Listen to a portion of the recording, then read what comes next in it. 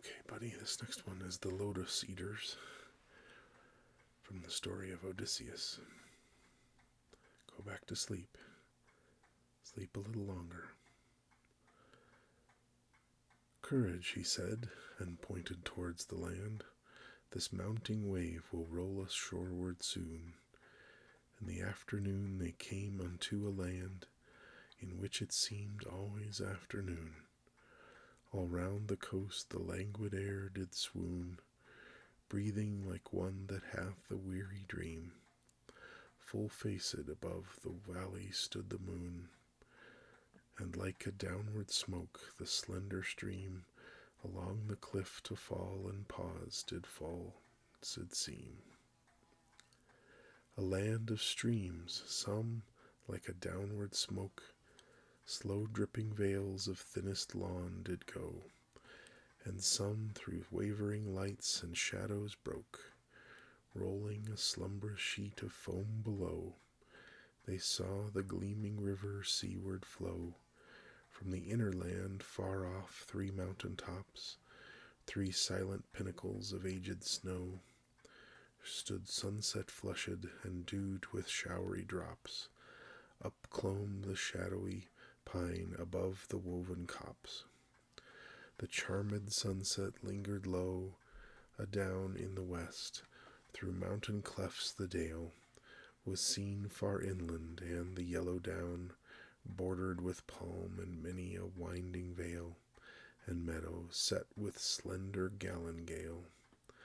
A land where all things always seemed the same, and round about the keel with faces pale, dark faces pale against that rosy flame, the mild-eyed melancholy lotus eaters came. Branches they bore of that enchanted stem, laden with flower and fruit, whereof they gave to each but whoso did receive of them, and taste to him the gushing of the wave.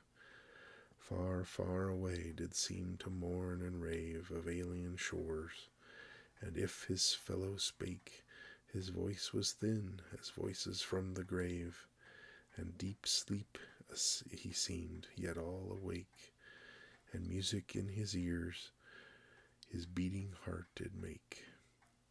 They sat them down upon the yellow sand, between the sun and moon upon the shore.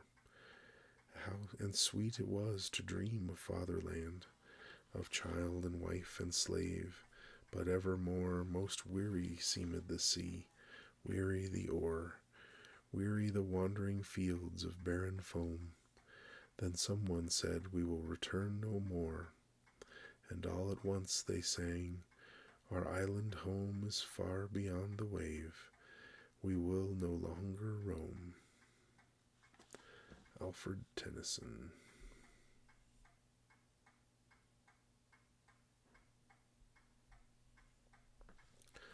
Molly.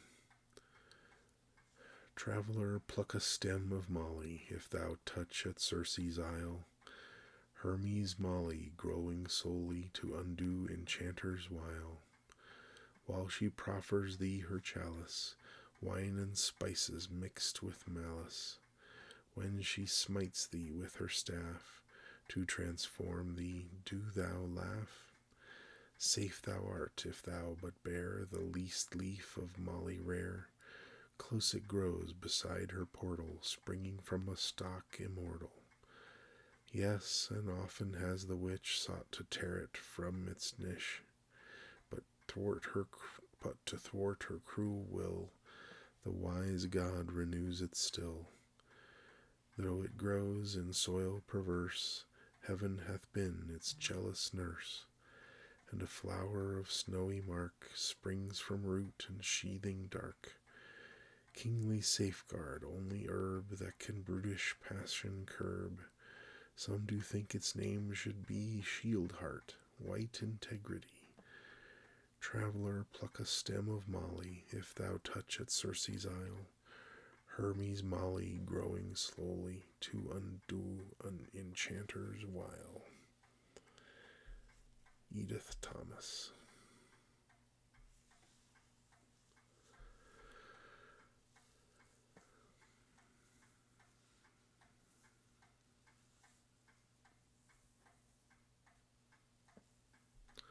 A Ballad for a Boy. When George III was reigning 100 years ago, he ordered Captain Farmer to chase the foreign foe. "You're not afraid of shot," said he, "you're not afraid of wreck, so cruise about the west of France in the frigate called Quebec." Quebec was once a Frenchman's town, but 20 years ago, King George II sent a man called General Wolfe, to clamber up a precipice and look into Quebec, as you'd look down a hatchway when standing on the deck. If Wolfe could beat the Frenchmen then, so you can beat them now. Before he got inside the town he died, I must allow. But since the town was won for us, it is a lucky name. And you'll remember Wolfe's good work, and you shall do the same. Then Farmer said, "I'll try, sir," said Farmer, and Farmer bowed so low that George could see his pigtail tied in a velvet bow. George gave him his commission, and that it might be safer, signed King of Britain, King of France, and sealed it with a wafer. Then proud was Captain Farmer in a frigate of his own, and grander on his quarter-deck than George upon his throne. He'd 2 guns in his cabin, and on the spar-deck 10, and 20 on the gun-deck, and more than 10 men. And as a huntsman scours the brakes with 16 brace of dogs, with 32 cannon the ship explored the fogs, from Cape La Hogue to Ushant, from Rochefort to Belle Isle. She hunted game till reef and mud were rubbing on her keel. The fogs are dried, the frigate's side is bright with melting tar. The lad up in the foretop sees square white sails afar. The east wind drives 3 square-sailed masts from out the Breton Bay, and clear for action Farmer shouts, and reefers yell hooray. The Frenchman's captain had a name I wish I could pronounce. A Breton gentleman was he, and wholly free from bounce, one like those famous fellows who died by guillotine, from honor and the fleur-de-lis, and Antoinette the Queen. The Catholic for Louis, the Protestant for George, each captain drew as bright a sword as saintly smiths could forge, and both were simple seamen, but both could understand how each was bound to win or die for flag or native land. The French ship was La Surveillante, which means the watchful maid. She folded up her headdress and began to cannonade. Her hull was clean and ours was foul, we had to spread more sail. On canvas stays and topsail yards her bullets came like hail. Sore smitten were both captains, and many lads besides, and still to cut our rigging the foreign gunners tried. A sail-clad spar came flapping down athwart a blazing gun, and we could not quench the rushing flames, and so the Frenchman won. Our quarter-deck was crowded, the waist was all aglow.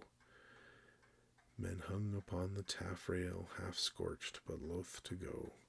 Our captain sat where once he stood, and would not quit his chair. He bade his comrades leap for life, and leave him bleeding there. The guns were hushed on either side, the Frenchmen lowered boats. They flung us planks and hencoops, and everything that floats. They risked their lives, good fellows, to bring their rivals aid. 'Twas by the conflagration the peace was strangely made. La Surveillante was like a sieve, the victors had no rest. They had to dodge the east wind to reach the port of Brest. And where the waves leapt lower and the riddled ship went slower, in triumph, yet in funeral guise, came fisher boats to tow her. They dealt with us as brethren, they mourned for Farmer dead, and as the wounded captives passed, each Breton bowed the head. Then spoke the French lieutenant, 'Twas fire won, not we. You never struck your flag to us, you'll go to England free.